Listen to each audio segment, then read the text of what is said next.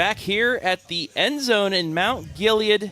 We're talking to KMAC football coaches ahead of the 2025 season. You got to stop into the End Zone. This place is really cool. They got their own wall of fame with some Morrow County schools. I see a lot of Northmor Golden Knights.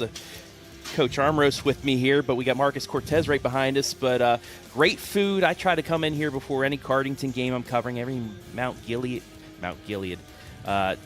game, or Northmor, things like that. It's just a great place to eat. Good prices as well, so stop on in. Sometimes they even have our games up on the screen over in the bar area, so times. But I am welcoming in head coach Scott Armrose, who had one heck of a good time last season. Regional champions for the first time ever. KMAC champs for the first time since, I believe, 82. They won a conference championship. They were stacked, and they made it to the final 28 teams in all of Ohio. First of all, welcome in, Coach. Appreciate you coming in from practice right now to stop by and talk and eat some dinner. But let's get right into things. 2024, I mean, you guys had expectations, but you really shone out. Yeah, it was a special season with a special group of young men, and it's something that they're going to remember, our community's going to remember, and certainly our coaching staff's going to remember for a very long time. So, it was a lot of fun. It was a great ride, and the OH report made it something special too. Your coverage all the way through. I had a blast just on those games. Just watched the regional championship game on the OH report last night. Really? So we still watch those games, and people are still reaching out about it, how great the coverage was. So we appreciate that. Well, you got to shout out Ken Parrott as well, because him, getting excited and yelling over top of me was just it was the icing of the cake. It made it sound home-like. You guys were definitely far from unbiased all season long, and we appreciate that. And Ken has always been a big supporter of our family and our team as well. So he's a Northmor Knight all the way through. Oh, absolutely. No, it was a pleasure covering you guys. And like I was saying earlier with Coach Bloom, 2 of the 28 teams that made the Final Four were from the KMAC. What's that just say about this conference? I've always said this is one of the most underrated small school conferences in Ohio. I know you have the MAC, but people know about the MAC. Not a lot of people know about the KMAC. But it's great. You get district champions in basketball, district runners-up, softball, any sport. Wrestling, you get state champs. Football, you have 2 Final Four teams. So let's just talk a little bit about this conference that you play in, because you get some teams that can get you ready for playoff runs. Absolutely, and it's a competitive league every year, and you look at teams like Centerburg and Danville at the top of the league every year that are competitive, and those are great rivalries for us, even though we're not even in the same county. And then you look at the Morrow County schools as well, and we have some great rivalries there, and it's good. It's good athletics. I know we've got wrestling, we've got baseball, we've got football that's competitive every year in the state level. So it's definitely a competitive league, top to bottom. Now let's talk about 2025 for you guys. You lost quite a bunch. You lose the state D6 Offensive Player of the Year, A.J. Bauer. He's up at Ashland now. Jax Wenger, who came off of injury and just showed out. Big play Boland. And Cohen Becker, who has many medals around his neck from track over the last couple of years, has wrestling as well. But you lost a lot, but, I mean, that's what you get from a Final Four team with those guys. You lose a lot, but what are you able to see from these guys that are back?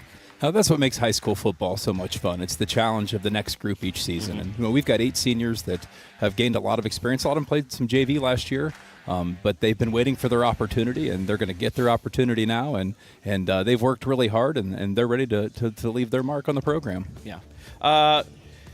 Now, these guys, they aren't coming in cold either. 9 of 15 games you played last year were running clocks into the second half, where you gave those guys experience against other teams' number ones. It was 10 out of 15, but that was literally a running clock right at the end of the game to get you guys to the state Final Four. But just how important was that? Not only getting, I think, 7 games in the regular season, a couple games in the postseason, but as well playing 5 extra games to get experience, 5 extra practices, practicing on Thanksgiving morning. How important was it to make that run to get these guys that are going to have to step up this year more experience? Yeah, anytime you can get those guys in late in the game on a Friday night, that experience of being on the field on a Friday night is a special experience, and it's huge in their development. And anytime we can do that, then obviously that's good for them.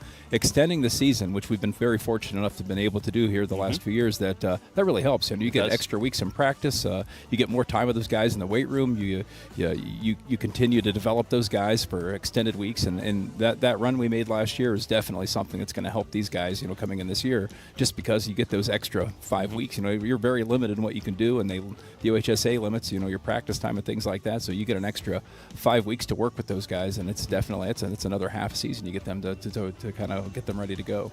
But not only that, but a Final Four run for a school like Northmor, what that can do years down the road. You see these little kids that are coming up through the system saying, hey, if they can do it, maybe I can too. Just how important overall for not just the next couple years, but the future of this squad was it making that run, winning a conference championship, making it to the Final Four, and showing people, Northmor, we are here, we're a football school. Yeah, and it definitely is a great thing for our program, and we had such great community following there, and all the young kids see that, and they think, hey, why not us? Why get our opportunity? And at the same time, nothing you've done in the past guarantees any success in the future. Absolutely. So we know we have to continue to work hard to keep things going. Let's take a look at the schedule. This year, you guys are going to start on the road at Upper Sandusky this year before coming home against Seneca East. I'll be there. Me and Ken will be there to welcome the regional champs home for their first game of the season. But you got Upper Sandusky. You're at North Union as well, and Seneca East. It's you're not just getting walked into the start of the season. You're getting thrown right into the thick of things. Just talk about that, and then talk about how what I think is going to be an even more balanced KMAC schedule. Absolutely, and one of the unfortunate things of success in your program makes scheduling much more difficult, and there's just certain teams that don't want to play you anymore, and we've had to reach out, and the start of our schedule, it's tough. Upper's always big and strong up front when they've got athletes in the back end. Seneca East is a returning playoff team, winning some games in the playoffs, very athletic, and then North Union's a Division IV team. So we got our work cut out for us in the non-league, and it doesn't give us a whole lot of time here to get these guys ready. We'd say they're somewhat inexperienced. We've got upperclassmen, but they don't have a whole lot of Friday night experience, so we don't have a whole lot of time to get them ready, so we got to be focused.